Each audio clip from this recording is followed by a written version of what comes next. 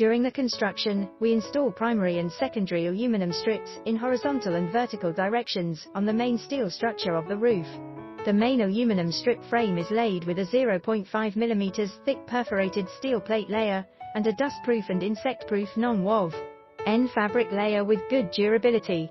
In order to absorb the echo in the field, 50 mm thick sound-absorbing cotton is laid on the non-woven fabric. A layer of galvanized wire mesh is placed above the sound-absorbing cotton, supporting 50 mm thick sound insulation cotton with moisture-proof aluminum foil.